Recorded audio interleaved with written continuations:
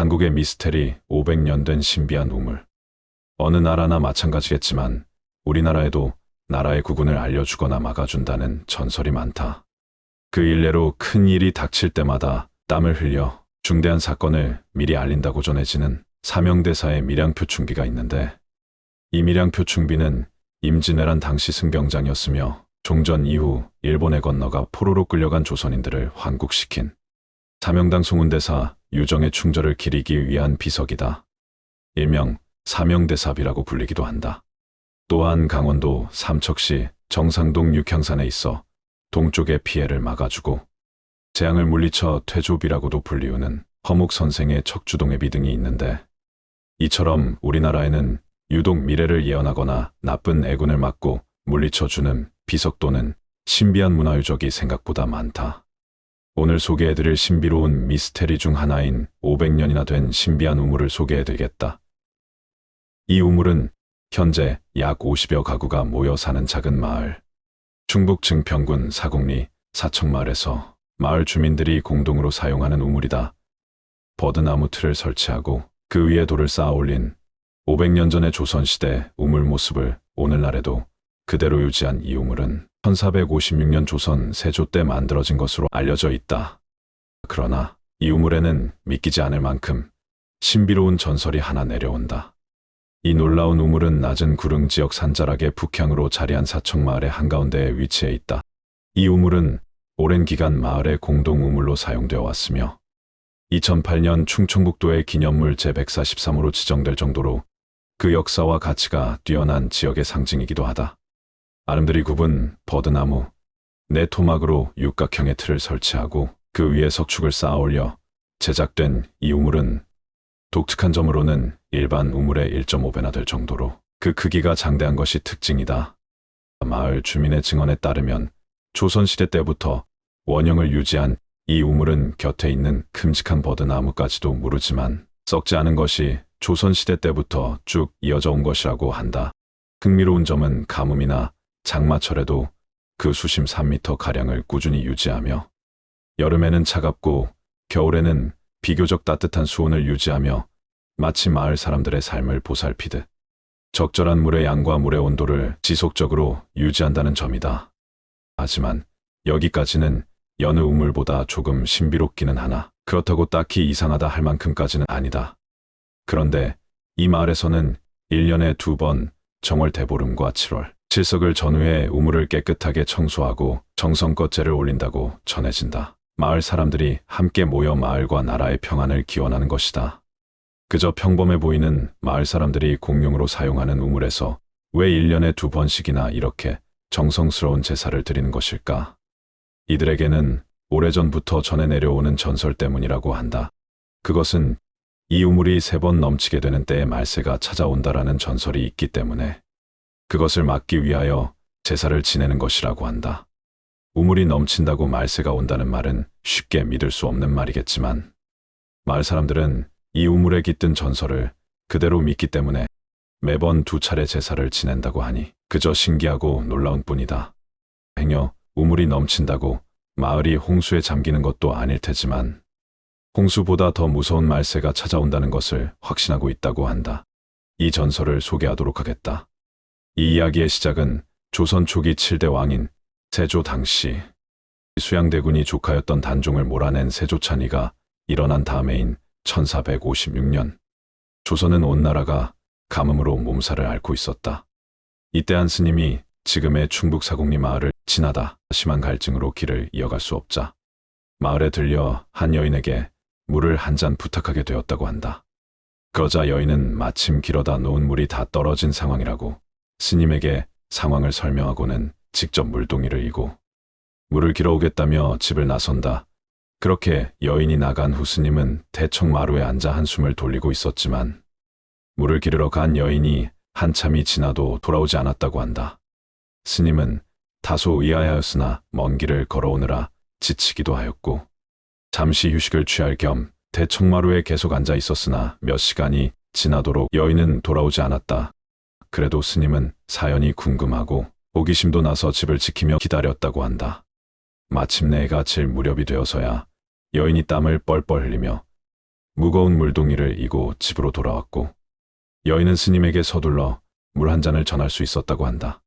고마운 마음으로 물 바가지를 건네받은 스님은 시원한 물 한 잔의 갈증을 달래고는 고맙다는 말과 함께 안악에게 늦어진 사연을 묻게 되었는데 그러자 여인은 마을에는 샘이 없어 10리쯤 떨어진 개울가에 가서 길러오느라 늦었다고 늦어진 사연을 스님에게 말하게 된다.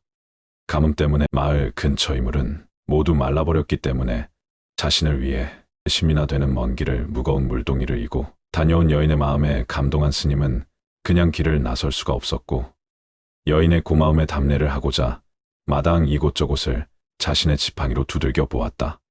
그리고는 땅 아래가 온통 두꺼운 돌판으로 덮여 있어 물이 솟아날 길이 없는 것을 안 스님은 여인에게 이 마을이 두꺼운 돌들이 많아서 물이 솟아나질 못했다고 말하며 마을을 구석구석 살펴보고는 마을의 한가운데 있는 큰 고목나무 옆으로 가서 이때 구경을 나온 마을 사람들에게 이곳을 파라고 말했다.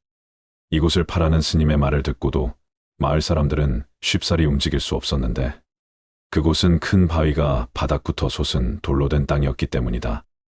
이에 마을 사람들이 바위에서 물이 나올 리 없다며 스님의 말에 반기를 들자 스님은 더욱 확신에 찬 표정으로 마을 사람들에게 이곳을 파내어 보면 겨울에는 더운 물이 솟아나서 따뜻하게 지낼 수 있을 것이고 여름이면 시원한 찬물이 솟아나 여름을 잘 보낼 수 있을 것이다.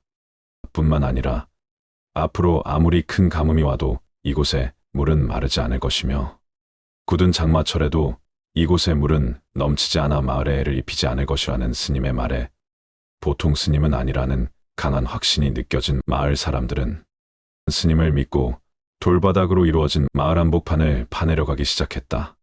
무려 닷새를 파내려 갔을 무렵 드디어 바위 틈에서 물이 솟아나기 시작했고 이윽고 맑고 깨끗한 물이 쏟아져 나와 지금까지 파낸 깊은 틈이 모두 물로 차오르기 시작했다. 마을 사람들은 기쁨의 환호성을 질렀고 마을은 축제 분위기로 가득 찼다. 하지만 스님은 매우 엄숙한 표정으로 마을 사람들에게 이렇게 전했다고 한다.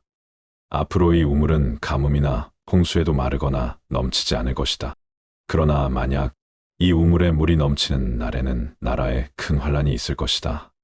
메마른 바위 틈에서 물이 나올 것을 예측한 신비한 능력이 있는 스님이 이러한 말을 하니 마을 사람들은 걱정스러운 마음에 웅성거리기 시작했다. 스님은 곧 이어 이렇게 말했다. 우물이 넘치는 일은 2번까지는 나라의 큰 병고를 예고하는 일이 될 것이나 이 우물이 3번째 넘치면 이 세상은 말세가 될 것이다. 그때가 되면 여러분은 이 마을을 떠나 새로운 곳에 터를 잡아야 할 것이다 라고 스님은 이 예언을 남기고는 마을을 떠났다고 한다. 겨울에는 따뜻한 마르지 않는 샘을 얻게 된 마을 주민들은 한동안 평안한 생활을 이어가며 스님의 예언을 잊지 않겠다는 뜻으로 우물의 이름을 말세우물이라 짓고는 지금까지 마을의 공동우물로 사용했다. 그 사건 이후 시간은 빠르게 흘러 어느덧 100여 년이 넘는 시간이 흐른 동안 우물은 한결같이 여름에는 시원하고 겨울에는 따뜻한 물을 늘 마르지 않고 마을 주민들에게 제공해왔다.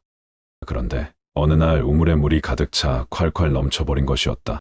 이후 마을 사람들은 오래전 스님의 예언이 실현된 것이 아니냐는 걱정으로 모두 공포에 질렸는데 며칠이 지나지 않아 조선 땅에 왜구가 침략했다는 소식이 퍼져나가게 된다. 그때가 바로 1592년 바로 임진왜란이 일어난 것이다.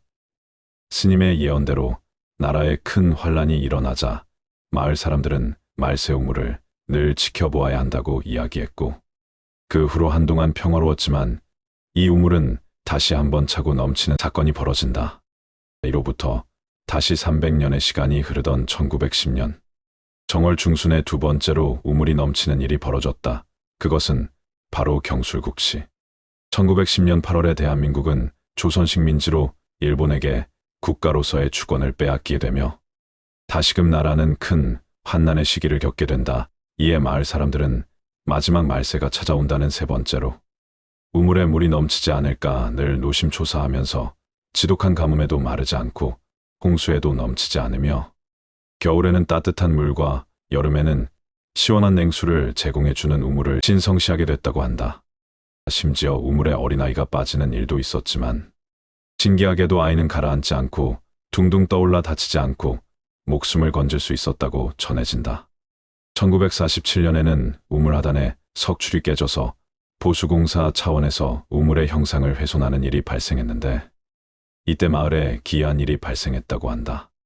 10살짜리 여자아이가 우물에 빠지는 일이 있었는데 이전처럼 떠오른 것이 아니라 그대로 가라앉아 목숨을 잃는 일이 발생하는가 하면 마을에 큰 흉년이 들어 농작물을 모두 버려야 하는 일이 벌어지게 된다.